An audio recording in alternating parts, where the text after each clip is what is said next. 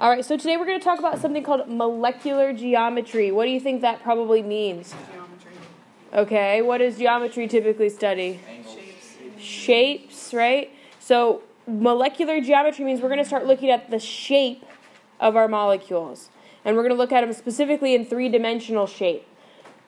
So molecular geometry has to do with the 3D arrangement of a molecule's atoms in space. Okay, that doesn't mean outer space. It just means in the amount of space they take up. Right? We're going to look at how atoms are bonded to the central atom and the arrangement of those atoms.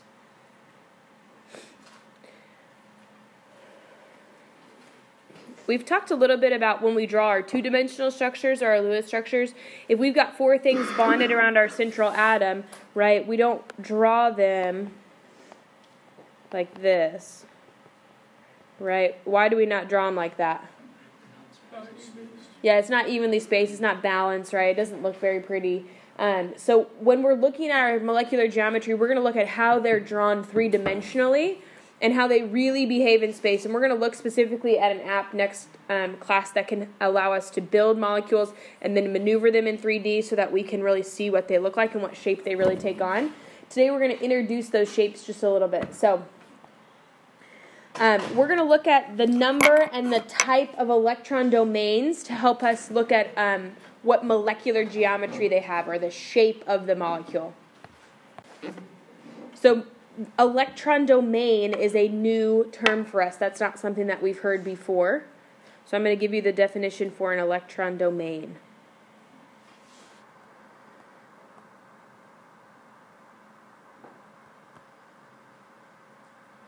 Okay.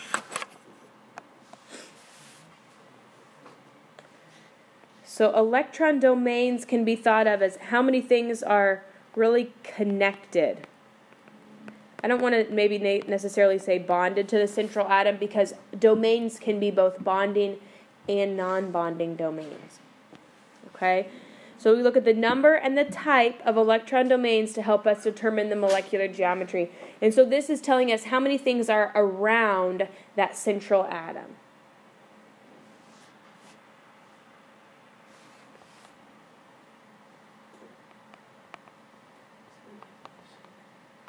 Yeah, this is kind of a definition of an electron domain, how many things are connected to the central atom. There's two types of domains, so we need to know how many there are, and then we need to know how many of each type. So a bonding domain, right, a domain is kind of a region. So a bonding domain means that it contains a bond, right? That's what it means.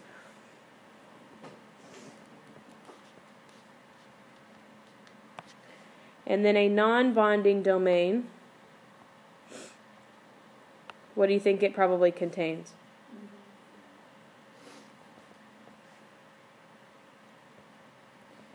If we don't have a bond, what do we usually have by the central atom? A lone pair. Good. So a non-bonding domain contains a lone pair. Okay, so we're going to be able to look at the central atom and we're going to count the electron domains surrounding that central atom.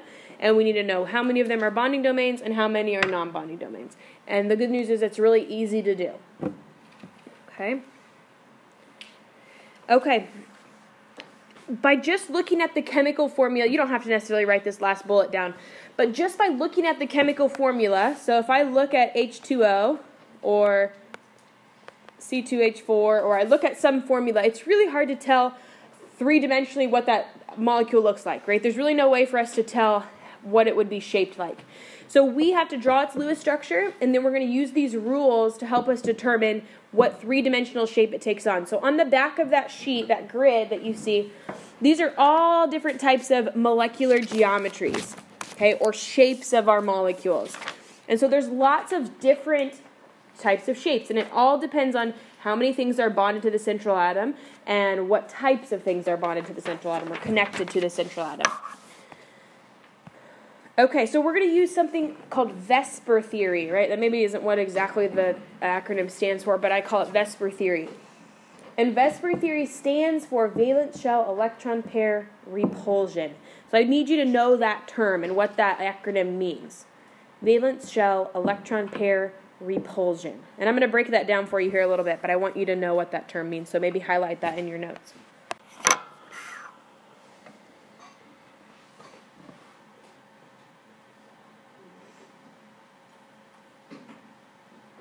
You can write down the little basic definition at the bottom if you want. I'm going to explain what each of those terms mean.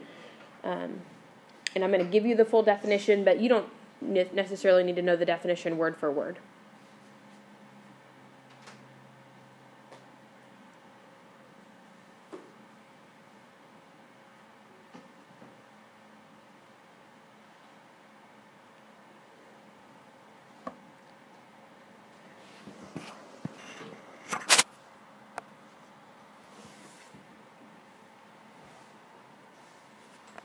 Valence-Shell. What do you think that means in terms of its energy level surrounding our nucleus? Outermost shell. Perfect. The outermost shell. Those are the only electrons available to bond, right? Any shell underneath the valence shell should be full, right? We know that from our electron configuration chapter. Everything beneath that valence shell should be full of electrons. They should have full octets. There should be no opportunity to bond underneath the valence shell. So valence shell is our outermost electrons. Those are the only ones available to bond. Electrons always come in pairs in a molecule. It's either a pair in a bond or it's a pair in a lone pair. We don't deal with single electrons. They're called radicals. We won't deal with those in our class, right? Single electrons don't exist for us at this point. They have to come in pairs. Okay, so that means we're talking about a pair of electrons on the outer shell. And then the last word is repulsion. What does repulsion mean? Yeah, to push away or to repel, right? So valence shell electron-pair repulsion means that when two pairs of electrons are in the same molecule, they want to be as far apart as possible. Okay? Anytime we have a bond, right? So if we have, let's say, CO2, right? We don't put our O's right next to each other, right? Because these electrons right here don't want to be near each other. They need to be all the way across on the other side where they can be as far apart as possible. Okay, so they are going to situate themselves within this molecule to maximize their individual space. This goes for lone pairs and bonded electrons. They want to be as far apart as possible. So that's what that theory means, right? Those electrons are going to situate themselves as far apart as possible. So if you start looking at these shapes, you'll notice that everything is situated as far apart or as spaced out as they can be, whether it's a lone pair or a bond. Okay? It's important for you to understand that a lone pair won't space itself far apart, right? The individual electrons in a lone pair don't repel each other. They have what we call opposite spin states, so they're okay staying together. But the pair of electrons themselves don't separate, but they don't want to be next to another pair. Does that make sense? Okay. Oxygen's our central atom, so how many total electron domains do you see? 4. Total electron domains are 4. So a domain itself can only contain one set of electrons. So 1, 2, 3, and 4. Okay, does that make sense? A domain itself only contains a pair, either in a bond or in a lone pair. How many of them are bonding domains? 2. And how many are non-bonding? 2. Okay, so we're going to look at now water on our table. This table you will get on every quiz and test from here on out if we need molecular geometry, so you don't have to memorize these shapes. Okay? But the way we determine its molecular geometry is we look at the total domains, right? We follow this table to exactly where we need to go. So we look at the total number of domains, which how many total domains do we have here? 4. We have 4 total, so we go down to until we find 4. And then we find out how many lone pairs we have on our central atom. 2. And that's 2, so we slide over until we get to... Nope, 2 lone pairs. We got to meet that grid where they meet. Bent. Right, so this has a molecular geometry that is bent. So if we looked at this molecule in 3 dimensions, right, sometimes when we draw water in the past, we've drawn it like this. Right, we've drawn it like that. 3-dimensionally, that's not what it looks like, right? The lone pairs space themselves on top, right? And then the bonds space themselves below. So a bent molecule in real life looks like just like that. Okay, and we're going to look at that in the app maybe next class. But these are some more pictures of three-dimensionally what things should look like. So we're going to start drawing them a little bit more three-dimensionally, but not anything too crazy. Okay, does everyone know how to read the table at least, work the grid, right? Total domains, then you slide over to the number of lone pairs on the central atom only. Okay, Lewis structure for BCl3. Let's try this one. Anybody name it for me first? Boron trichloride. Boron trichloride because it's a covalent. So boron gives us 3. Each chlorine gives us 7, so 21, which means we're looking at 24 electrons.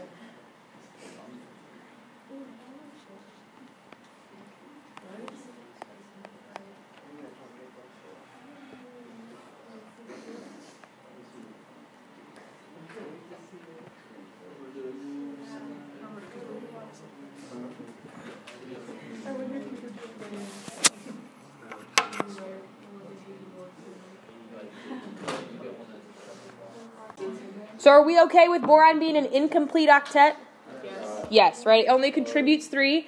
So by only having 3, right, it eliminates the need for a charge on boron. So we're good with that. Okay, so how many electron domains total are on our central atom?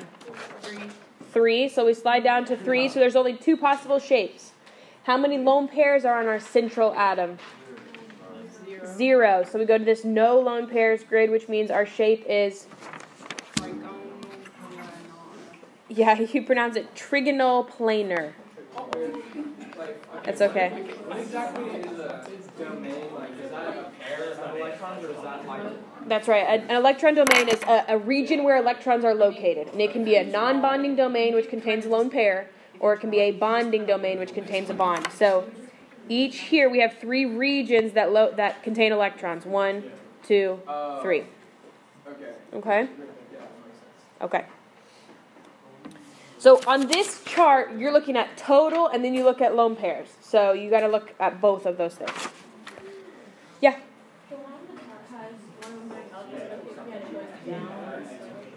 Oh, doesn't matter at all. No. Okay, so listen, McKenna asked a good question. She said the one on the chart has it drawn like this. Cl, Cl, Cl, right? And mine had it, 2 at the top and 1 at the bottom. That is just like dealing like basically at twisting in 3 dimensions. So it doesn't make any difference as long as they're spaced correctly. Good question. So that angle that goes with it, do you see the angle that's underneath the shape? 120 degrees. That tells us how far apart these electrons are. So in a circle, right, how many degrees are in a circle? 360. 360. And we have 3 things splitting this circle, right? So each of them is 120 degrees apart. Okay? So that means this word planar, what does the word plane mean, or planar? Do you know? Like a surface? Space? Yeah, no, like a surface, like a flat surface. So planar means that all of those atoms are found in the same plane. They're not sticking up or below, above or below anything. Everything would be in the same plane. So if it was laying flat, we'd see boron and all 3 chlorines in the same plane.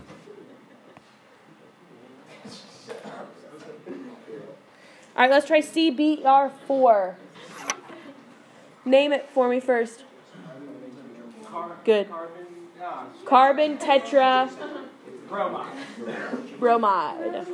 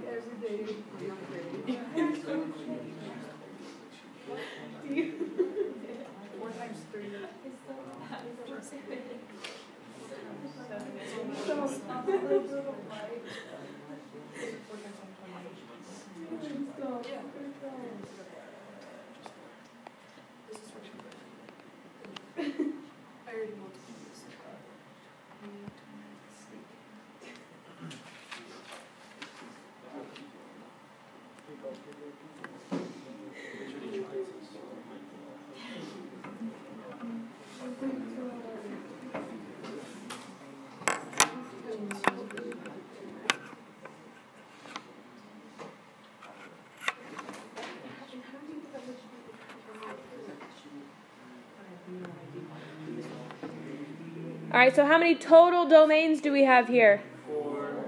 1, 2, 3, 4.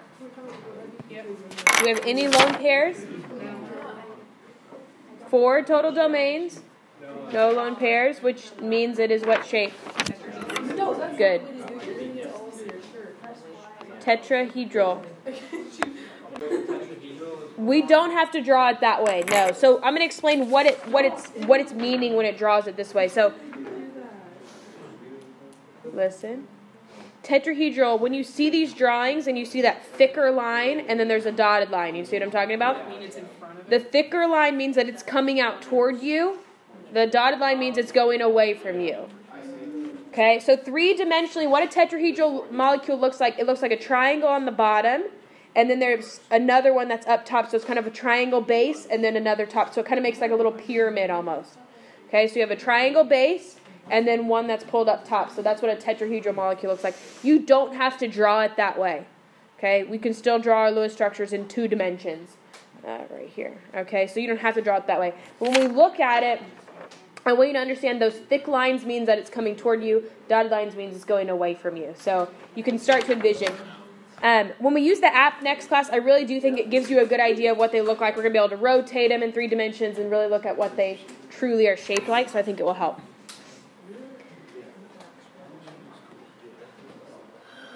All right, let's try a couple of these. Let's try NH3.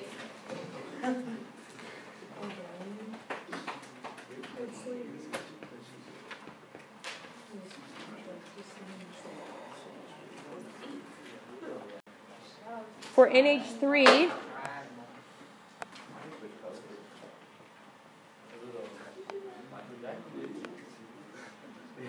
did our Lewis structure look something like that? Okay, so what do we have for our shape for NH3? Trigonal pyramid. 4 total domains. 1, 2, 3, 4 total domains, one of them being a lone pair, which means it is trigonal pyramid.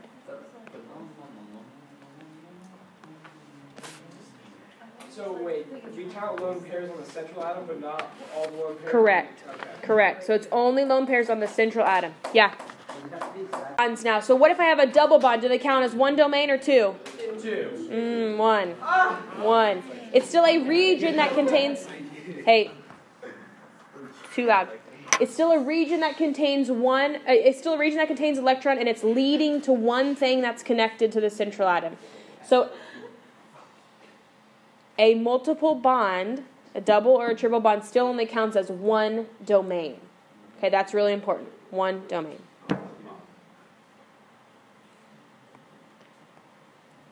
Okay, so let's try carbon dioxide here.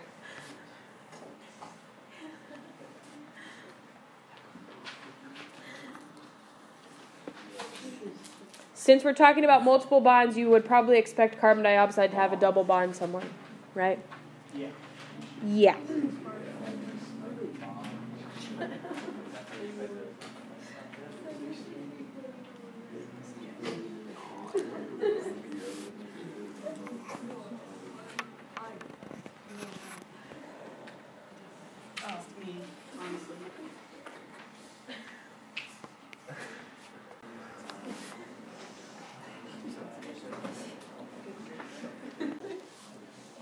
Okay, so on our central atom, how many domains do we have? 4.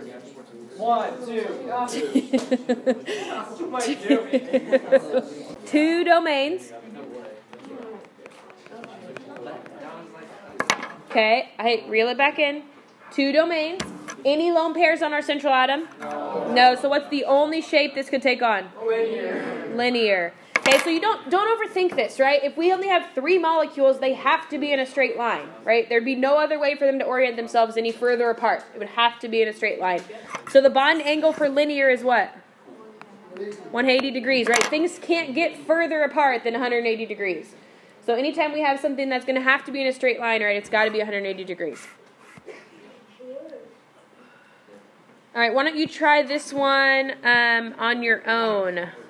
These two of these on your own.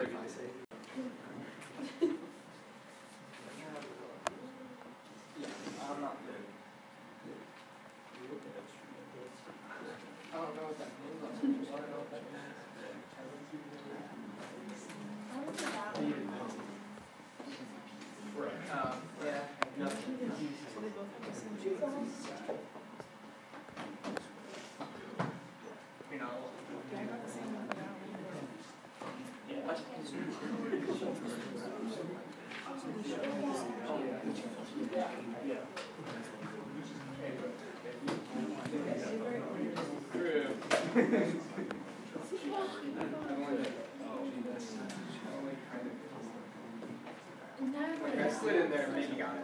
It's controversial. Bro, what? You're like in a whole other ballpark, brother. It's like the shows at Fenway, but you're all the way. Okay, what did we have for the molecular geometry of CF4? For the first For the second one, CF4, what did we have? tetrahedral. Tetrahedral, how many of you had that? Okay, good. For the first one, what do we have? Trigonal bipyramidal. Good. Still good. Okay, do you see what's happening on that trigonal bipyramidal one? Do you see the shape of how it really works? So trigonal bipyramidal has this kind of a pole in the middle, and then there's a plane of 3 surrounding that. So there's kind of 3 that go out from that plane. Yeah. Yeah, you'll have to name them, but you'll get this sheet. C3H8.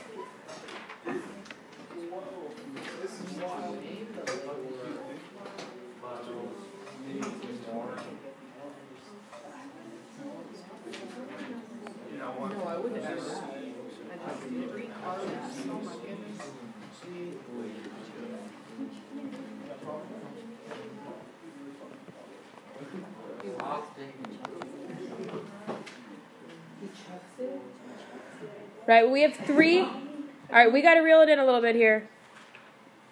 We're being too loud, thank you. When we have 3 carbons, right, they each are central atoms. We've got 3 different central atoms here. So if we look at our molecular geometry, each of these carbons would have the same molecular geometry. Okay, because for every carbon, how many domains do we have? 4. 1, 2, 3, 4. Right, for the next carbon, we have 1, 2, 3, 4. For the last carbon, we have 1, 2, 3, 4. All of them are all bonding domains, right? So all of these central atoms have the same molecular geometry. So anytime you have multiple central atoms in a compound, they'll have identical molecular geometry. So you just really need to give one answer. So in this case, we would say tetrahedral for all carbon, right? All of our carbon have a tetrahedral geometry. So all of them, when you look at this in 3 dimensions, it would kind of be like an up and down, kind of a zigzag type shape because they have to situate themselves 109.5 degrees apart. Okay, so we'll see that when we look at the app a little bit. But